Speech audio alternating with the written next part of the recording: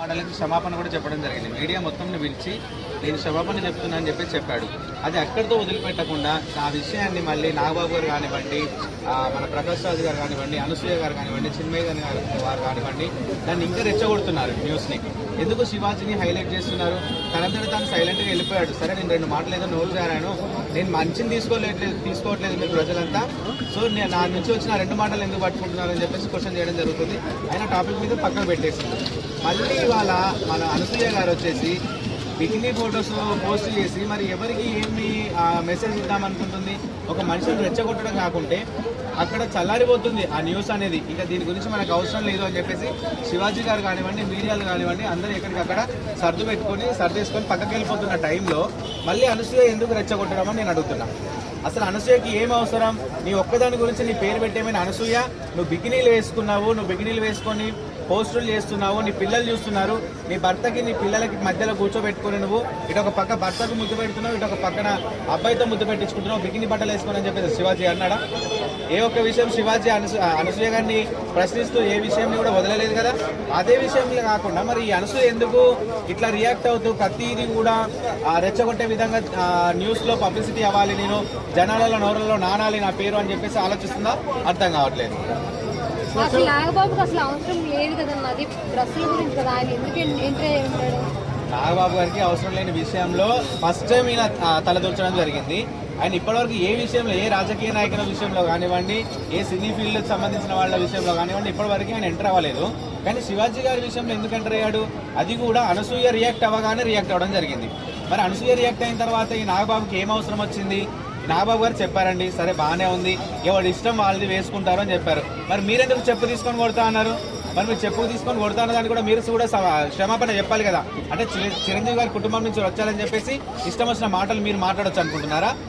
శివాజీ గారు ఏదైతే కూడా సామాన్లు అన్న మాట మాట్లాడినాడు, అలాగే ఇంకొక బూత్ పదం మాట్లాడినాడు, ఆయన క్షమాపణ చెప్పిండు. మరి మీడియా ముందుకు వచ్చి మరి మిమ్మల్ని ఎందుకు ప్రతి ఒక్క మీడియా వచ్చి మీరు కూడా చెప్పు తీసుకొని కొడతా అన్నారు కదా, మరి మీరు కూడా క్షమాపణ చెప్పాలని ఏ మీడియా ఎందుకు అడగడం లేదు? అంటే మిగతా వాళ్ళందరూ చిన్న హీరోలు అయితే వాళ్ళకు ఒక న్యాయం, పెద్ద హీరోల కుటుంబం సంబంధించిన వాళ్ళైతే ఇంకొక న్యాయమా? ఎవరు కూడా ఇది ప్రశ్నించారా? నాగబాబుని ఎందుకు ప్రశ్నిస్తలేరు? ప్రతిదీ శివాజీ గారికి మద్దతు ఇస్తున్నా అంటున్నారు తప్ప, కానీ అక్కడ మద్దతు ఇస్తున్నాం కరెక్ట్, బాగానే ఉంది శివాజీ గారికి. కానీ మరి శివాజీ గారిని మనం అందరూ తిడుతున్నారు కదా, దాని మీద ఎందుకు ఏ ఒక్క మీడియా రియాక్ట్ అవ్వట్లేదు? నాగబాబు గారు కానివ్వండి, చిన్మయ్య గారు కానివ్వండి, అనసూయ గారు కానివ్వండి, వాళ్ళందరూ నాగబాబుని తిడుతున్నారు కదా, మరి దాని మీద ఎందుకు ప్రశ్నించడం లేదు? నాగబాబు గారు మీకేం అవసరం? నాగబాబు గారు మిమ్మల్ని క్వశ్చన్ చేశాడా? మీ ఇంట్లో వాళ్ళ బట్టలు బాగాలేవని చెప్పాడా? చెప్పలేదు కదా శివాజీ గారు. అమ్మా మీరు బయటకు వచ్చినప్పుడు బట్టలు మంచిగా వేసుకొని రండి అని ఒక మాట వదిలినాడు. ఆ మంచిని వదిలేసి చెరువుని ఎందుకు పట్టుకుంటున్నారు?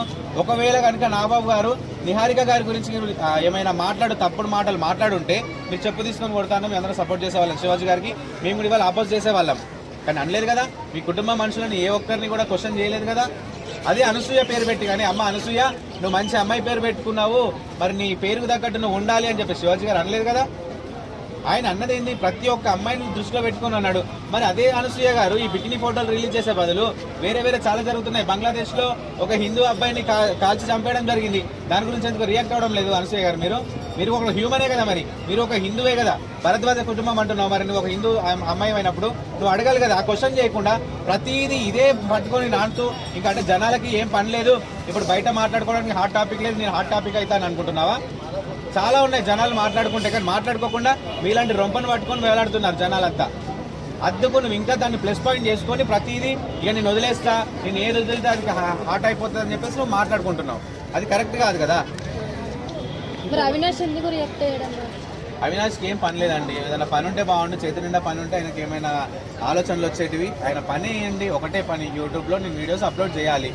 వీడియోస్ అప్లోడ్ చేయడంలో కంటెంట్ లేదు నా దగ్గర, అన్నీ చూపించేసిన ఇంకా మిగిలిన ఏం లేవు. సో నేను ఇదే ఒక టాపిక్ని మాట్లాడతా. ఇప్పుడు ఏపీ అండ్ తెలంగాణలో ఏది హాట్ టాపిక్? శివాజీ గారిది హాట్ టాపిక్.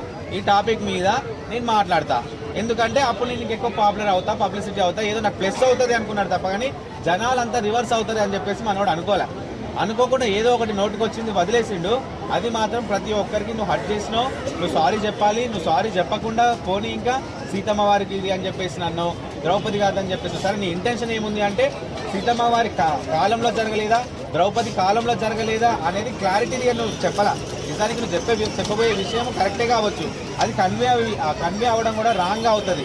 అలాంటప్పుడు నువ్వు తెలుసుకొని మాట్లాడాలి పూర్తిగా. ఏదో నోరుంది కదా అని చెప్పేసి మాట్లాడడం కాదు, మాటలు వదలడం కాదు. అవినాష్ గారు, మీరు మాట్లాడిన విషయము నీ మనసులో ఏముందో, ఏం ఉద్దేశం పెట్టుకుని వదిలినా తెలియదు, కానీ మా జనాలకి మాత్రం నువ్వు మాట్లాడిన ఏ మాట కూడా మాకు నచ్చడం లేదు. గరికపాటి గారు ఈ మధ్య వస్తున్నటువంటి ఒక 2 సంవత్సరాలు 3 సంవత్సరాల నుంచి ఆయన మాటలు ప్రతి ఒక్కటి ఆనుముత్యం అండి.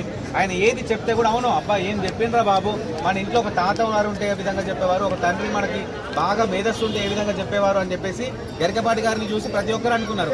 అలాంటి ఆయనను కూడా నువ్వు పట్టుకుని ఏం చేపిస్తున్నావు, ఓ పుచ్చకాయ పట్టుకున్నావు, ఓ కిలో దోసకాయ పట్టుకున్నావు, జనాలకు తెలియదు అనుకుంటున్నావా, అవన్నీ తెలియకుండానే బయటకు వస్తున్నారు అనుకుంటున్నావా? ప్రతి ఒక్కరు తెలుసు మనిషి పుట్టుక ఏ విధంగా జరుగుతుంది అనేది. ఆ పుట్టుక గురించి తెలియకుండా నువ్వు ఇంకేం చూపిద్దాం అనుకుంటున్నావు? మరి లైవ్ పెట్టు, నీదేదన్నా లైవ్ పెట్టు చూస్తాం. అక్కడ థాయిలాండ్లో ఉండి, థాయిలాండ్ దేశం చాలా అందంగా ఉంటుంది, థాయిలాండ్లో శుభ్రత ఉంటుంది, మన ఇండియా ఇట్లనే వెనకబడిపోతుంది. అరే బాబు, ఎటువంటి కల్చర్ ఉన్న వాళ్ళ దగ్గర అట్లాంటి జరుగుతుందిరా. చెత్తలో ఉన్నా సరే మనసు మంచిగా ఉంది మాది, అక్కడ చెత్తలో లేకపోవచ్చు, కానీ మనసు మంచలేదు కదా. నువ్వు ఇండియాలో పుట్టి ఇండియాలో నుంచి వెళ్ళిపోయి అక్కడ బ్రతుకుంటా ఇండియాని తిడుతున్నావు, నీకేమన్నా కొంచెమన్నా సంస్కారం ఉందా? ఒక యాజ్ ఏ ఇండియన్ అయి ఉండి నువ్వు, అది కూడా తెలుగు మనుషులు అయి ఉండి కొంచెమన్నా ఇంగిత జ్ఞానం ఉండాలా. నువ్వు అంత ఇంత చదువుకొని ఉంటావు, నువ్వు అంత దూరం పోయి ఆ వీడియోలు చేస్తున్నావు అంటే నీకు ఎంతో తెలివి ఉండి ఉంటుంది. అలాంటప్పుడు నువ్వు ఏ విధంగా మాట్లాడాలి, ఎట్లా మాట్లాడాలని తెలీదా? చూసే వాళ్ళంతా పిచ్చోళ్ళు అనుకొని మాట్లాడుతున్నావు, పిచ్చోళ్ళు అనుకొని మాట్లాడుతున్నావా? శివాజీ గారికి ఎందుకు శిక్ష వస్తుందా? మనం అడిగే క్వశ్చన్, శివాజీ గారికి శిక్ష, అనసూయ గారు కాదు, అనసూయ తాత దిగి వచ్చినా శివాజీ గారికి శిక్ష పడదు. ఎందుకు పడుతుంది? ఆయన చేసిన తప్పేముంది? ఒక తప్పు చూపెట్టమనండి, జనాల మందరం మేమే సపోర్ట్ చేస్తాం. అవునరా బాబు, శివాజీ గారు మాట్లాడింది తప్పే, తప్పు మాట్లాడినప్పుడు శిక్ష వేయాలి అని చెప్పేసి మేమే ప్రజలను అందుకుంటాం. ఆయన చేసిన తప్పేముంది? శిక్ష వరకు పోవాల్సిన అవసరం లేదు, అసలు ఉమెన్ రైట్స్ వరకు పోవాల్సిన అవసరం కూడా లేదు. ఆయన మాట్లాడింది ఎంతమంది మాట్లాడట్లేదు సినిమాలలో, మరి ఉమెన్స్ ని గలీజ్గా చూపెట్టలేదా, అసభ్యకరంగా చూపించట్లేదా, సగం బట్టలు తీసుకొని డాన్స్ వేయట్లేదా? అప్పుడు ఉమెన్ రైట్స్ వాళ్ళకి అనిపించట్లేదా? ఏ ఒక్క అమ్మాయి కనిపించి నేను ఉమెన్ రైట్స్ పోవాలా, మరి అమ్మాయిని తప్పుగా మాట్లాడుతున్నారు, అమ్మాయిని తప్పుగా చూపిస్తున్నారు అని చెప్పేసి ఎందుకు చూపించట్లా? అదే చెప్తున్నా, జనాలకి ఎక్కడ ఏది టాపిక్ లేదు. శివాజీ గారిని ట్రోల్ చేయాలా, మీడియా వాళ్ళు, పెద్ద మీడియా వాళ్ళు అవినాష్కి డబ్బులు ఇచ్చుంటారు, పెద్ద మీడియాలు అన్ని కలిసి అరే బాబు నువ్వు వదులు, ఇక్కడ సర్దుమనిపోతుంది సమస్య అంతా, నీకు కొన్ని డబ్బులు ఇస్తామని చెప్పేసి కొన్ని ఛానల్ టైప్ అయినట్టున్నాయి అవినాష్తో. వాళ్ళు ఇంత పంపించుంటారు, ప్యాకేజ్ పంపించుంటే ఆయన టాపిక్ తీసిండు, ఇక అదే వేసింది. అవినాష్కి ఏం ఫరక్ పడదు, నాన్ వేషన్కి ఏం ఫరక్ పడదు, అనుసూయకి ఏం ఫరక్ పడదు. వచ్చేది ఏంటి, టీఆర్పీలు అన్ని పెద్ద ఛానళ్ళకి పెరుగుతాయి. వాళ్ళకి కావాల్సింది టాపిక్, కావాలనుకున్నప్పుడు కొనుక్కుంటారు, టాపిక్ని క్రియేట్ చేసి కొనుక్కుంటారు ప్రతి ఒక్కరు. అది జరుగుతున్నదే మన దగ్గర, కొత్తగా తెలిసేదేముంది? ఇప్పుడు ఈ రియాక్ట్ అయిన వాళ్ళంతా ఒకప్పుడు సోషల్ మీడియాలో ఒక నీరు బ్యాంకు సామాన్లు అని ఒక సోషల్ మీడియాలో ఒక ఆంటీని అన్నారు, ఆంటీని అన్నప్పుడు వీళ్ళంతా రియాక్ట్ కాకుండా ఇప్పుడే ఎందుకు రియాక్ట్ అయ్యారని అంటున్నారు. అదే కదా, ఇప్పుడు టాపిక్ లేదు కదా. ఇప్పుడు ఎవరో ఆంటీని అంటే వాళ్ళకి ఏం అవసరం? అక్కడ అన్నది ఎవరు? శివాజీ గారు. శివాజీ గారు ఏ విధంగా హైలైట్ అయినారు? కోర్టు సినిమాలో ఆయన డైలాగులు ఒక్కొక్కటి ప్రతి ఇంటికి చేరిపోయండి. ఒక చిన్న పాపకి ఏ విధంగా ఉంచాలి అని చెప్పేసి తను ఒక సీన్లో చెప్పిండు, ప్రతి ఇంటికి చేరింది. అవును రా బాబు, కరెక్టే, నిజమే. మన పిల్లల్ని మనం చిన్నప్పటి నుంచి మనం క్రమశిక్షణతో పెంచితే వాళ్ళు అదే విధంగా నడవడిక ఉంటుంది అని చెప్పేసి ఆయన అనుకున్నాడు. అనుకున్న తర్వాత ఆయన క్యారెక్టర్ హైలైట్ అయింది. ఆయన క్యారెక్టర్ తగ్గట్టు బయటకు ఒక మాటలు వదిలేసిండు 4, వాటిని హైలైట్ చేస్తున్నారు. శివాజీ గారు ఏంటంటే హాట్ టాపిక్ గా నిలబడ్డాడు. ఇప్పుడు ఆయన ఎప్పుడైతే సినిమా హిట్ అయిందో కోర్టు సినిమా, ఆ తర్వాత ప్రతి ఒక్కరింట్లో శివాజీ గారు లాంటి ఒక ఫాదర్ ఉండాలా, ఒక బ్రదర్ ఉండాలా అనుకుంటున్నారు. అంటే అంత అగ్రెసివ్ కాకుండా ఒక మంచి చెప్పే విధంగా ఉండాలి. కానీ శివాజీ గారు కూడా అదే క్యారెక్టర్ని ఏమంటారు క్యారీ ఫార్వర్డ్ చేసిండు అనమాట. నేను ఏది చెప్తే సాగుతుంది అనుకున్నాడేమో. శివాజీ గారు చెప్పిన విషయం కరెక్టే, శివాజీ గారు చెప్పినటువంటి విధానం కరెక్ట్ కాదు. చెప్పే విషయమైనా ఒక కూల్గా చెప్పుకుంటే, మంచిగా చెప్పుకుంటే జనాలకు ఎక్కేది. కానీ కొంచెం ఆ విధానాన్ని ర్యాష్గా చెప్పడం జరిగింది. దానికోసం అమ్మాయిలు కూడా రియాక్ట్ అవుతున్నారు. సరే, అమ్మాయిలు రియాక్ట్ అవుతున్నారంటే బాగానే ఉంది. అనసూయ, నువ్వు ఎందుకమ్మా ఇంతగానో రియాక్ట్ అవుతున్నావు మాకు అర్థం కావట్లేదు. సరే, నువ్వు సోషల్ మీడియాలో కొన్ని రోజులు బతుకుదాం అనుకుంటున్నావేమో, బతుకు. ఇక శివాజీ గారి టాపిక్ వదిలేసి నీ సినిమాల మీద, నీ యొక్క యాంకరింగ్ మీద, నీకు వస్తున్న క్యారెక్టర్ల మీద దృష్టి పెట్టి సినిమా.